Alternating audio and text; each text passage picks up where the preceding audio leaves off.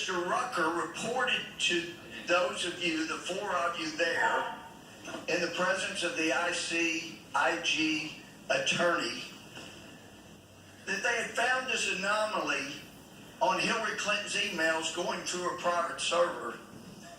And when they had done the forensic analysis, they found that her emails, every single one except for four, over 30,000 of them, were going to an address that was not on the distribution list. It was a compartmentalized bit of information that was sending it to an unauthorized source. Do you recall that? Sir, I don't.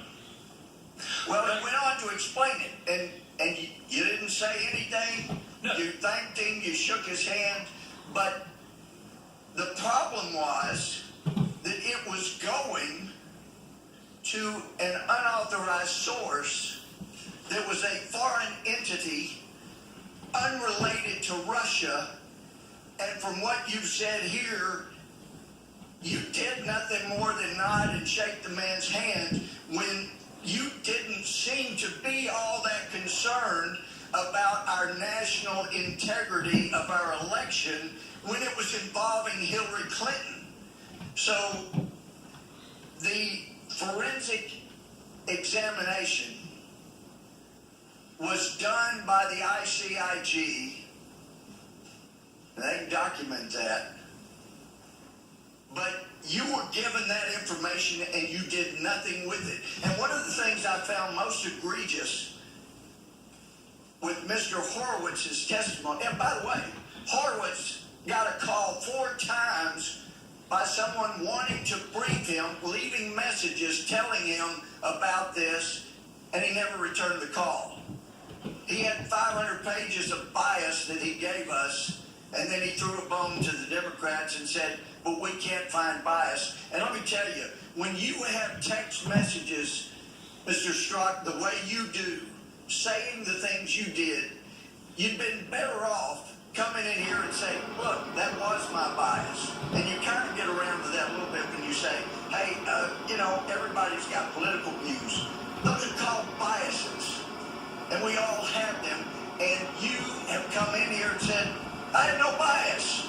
And you do it with a straight face. And I watched you in the private testimony you gave. And I told some of the other guys, he is really good. He's lying. He knows, we know he's lying.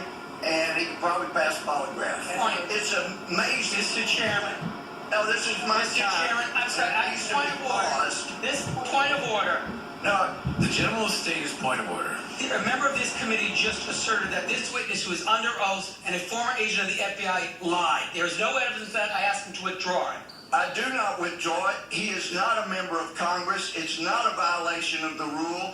And just as you have been expressing bias through your members about what a hero is. There's not a single person on this committee who has ever characterized a witness Gentleman as from lying. Rhode Island. Gentleman It's my time. That's a Gentleman from Rhode Island will Praise suspend. him. No, the disgrace. What this man has done. The gentleman from justice. Texas will suspend for a There moment. is the disgrace. And it won't be recaptured anytime soon because of the damage you've done to the justice system.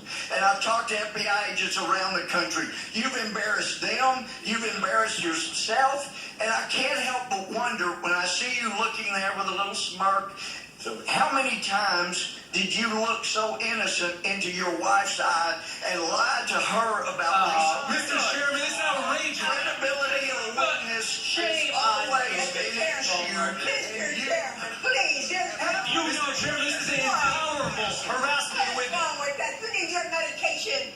The gentleman controls the time. So I asked that the witness be permitted to respond to He the will be permitted. despicable He assertion. will be Did permitted you to ever respond. The talk to gentleman Hillary controls the time. Clinton during your investigation, besides the one questioning you mentioned, before that or after that to this day? Point of order, Mr. Chairman. Point of order, Mr. Chairman. The gentleman will state his point of order. It is, I think, against the rules of the House for a member of the committee to be impugning the character of a witness.